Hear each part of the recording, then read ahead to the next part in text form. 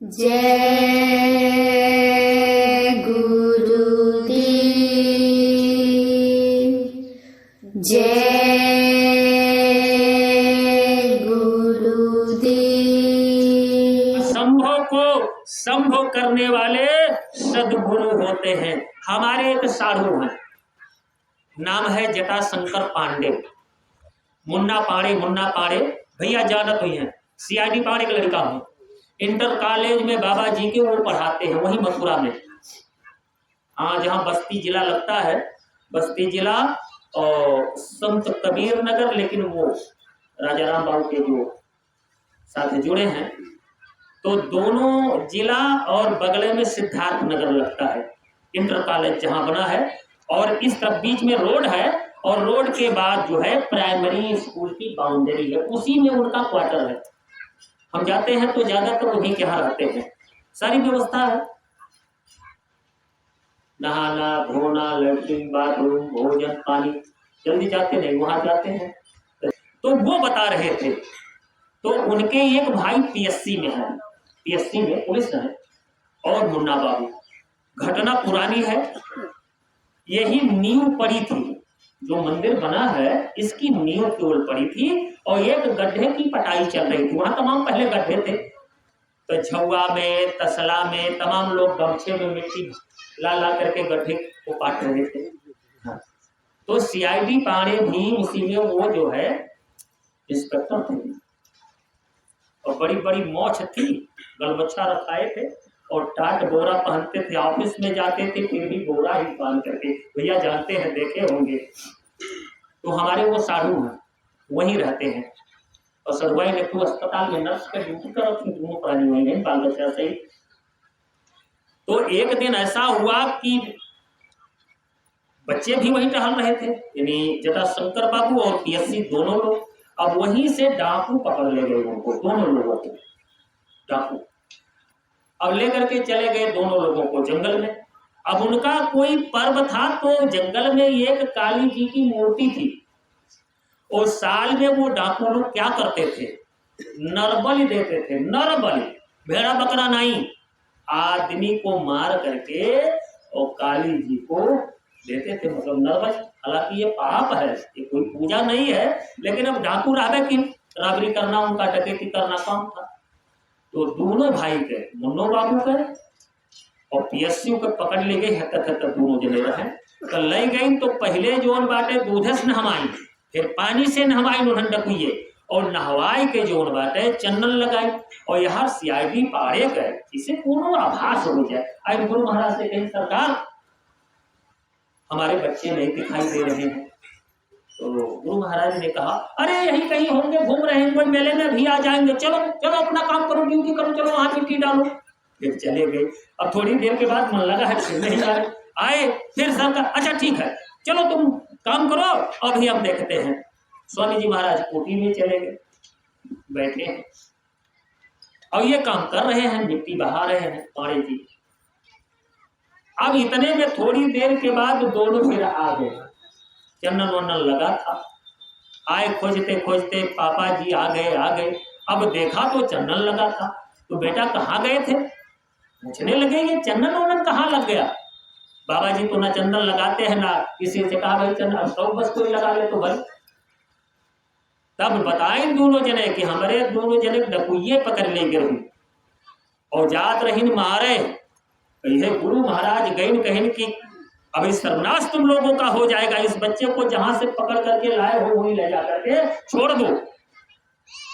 ऐसे प्रकट होकर के गुरु महाराज ने कहा, और सारे डाकू मारे डर के बाबा जी को प्रणाम किए, और फिर एक डाकू से सरदार ने कहा, ले जाओ दोनों बच्चों को मेले में छोड़ाओ। तुम्हें कहानी नहीं सुना रहा हूँ। हाँ, वही रहते हैं, 12 महीने पढ़ाते हैं, इंटर कॉलेज में मास्टर हैं, पहले वकालत करते थे। तो बाबा जी ने बुला लिया, तो वहीं रहते हैं। एक भाई उनके आगरा में थे, जलकल विभाग में, वो रिटायर होकर के घर आ गए हैं। तो ये कोई ऐसी कहानी नहीं है, कोई ऐसा दृष्टांत नहीं है, ये सामने की बात है। संत बड़े दयालु होते हैं, किस जीव पर कहाँ किस प्रकार की ये दया कर दे कोई जानता नहीं है। तो जितने इनसे प्रेम करोगे उतने लाभ में रहोगे। उतने लाभ में रहोगे। गुरु से प्रेम करना चाहिए। गुरु चाहे तो एक क्षण में, भले आपका कुछ नहीं बन रहा है, ना साधन बन रहा है, ना भजन बन रहा है, नहीं भक्ति कर पा रहे हो, लेकिन एक चीज करना पड़ेगा इसके पहले, गुरु से प्रेम करना पड़ेगा और अपने अंदर कुछ जो है कन्वर्टेशन करना पड़ेगा, बदलाव लाना पड़ेगा। Be kind and be polite, नम्र बनो और दयालु बनो। नम्रता लानी पड़ेगी, कठोरता को त्याग दो। कठोर बनना अच्छी बात नहीं है। देखो फिजिकल में थोड़ा आपको समझा दें, इसी मुख के अंदर जीभ भी है और इसी मुख के अंदर दांत भी होते हैं। ये बताओ, जब हम लोगों का जन्म हुआ था तो जीभ पहले थी कि दांत? जीभ, दबा तो रहा ना रहा, दांत तो बाद में निकले, और वो भी एक एक करके। फिर इसके बाद टूट जाता है। किसी बच्चे का दांत टूटा गया, मम्मी मम्मी दांत टूट गया, अरे बच्चा घबराओ नहीं, अब की और चौड़ा चौड़ा, दूध वाला था अब की चावल वाला जमेगा। अब उसके बाद पता चला फिर बीच में टूट गया तो आर्टिफिशियल नकली दांत करेले दवाई देवा, गंदा वंदा तो छटक के हो जाए। क्यों ये टूट गया? एक तो बाद में इसका जन्म हुआ, जीभ तो पहले थी, और ये उसी दिन खत्म होगी जिस दिन ये शरीर चिता पर जल करके राख होगी। समझ रहे हो? दांत कठोर है, तो जो कठोर होते हैं, जिनके अंदर कड़ापन होता है, वो जल्दी ढह जाते हैं। परमार्थ के रास्ते पर अगर चलना है तो एकदम दूब की तरह बन जाओ। देखो बाढ़ आती है ना नदियों में, तो जो बड़े बड़े पेड़ होते हैं अकड़ करके खड़े रहते हैं, वो कट कट करके नदी के प्रवाह में बह जाते हैं। लेकिन चाहे 10 फुरसा पानी भर जाए, 4-6 दिन के बाद जैसे बढ़िया हटा तैसे डूबिया वही पनियम तारा रहा था तो फिर छछा फिर वो हरी भरी हो जाती है। तो दूब की तरह रहो।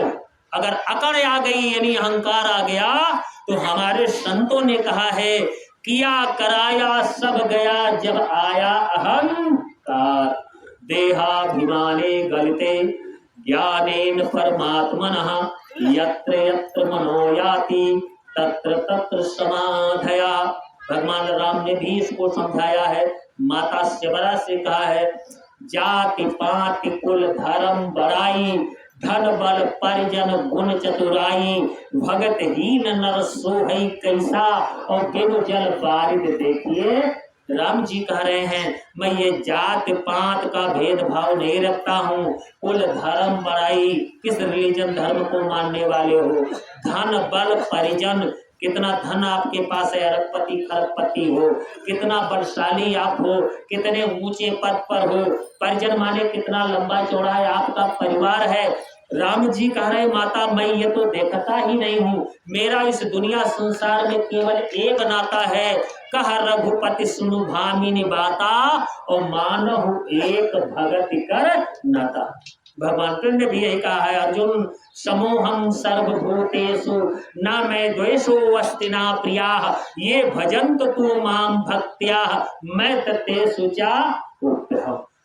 तो भक्ति कहाँ रहती है? भक्ति का निवास कहाँ बताया जाता है?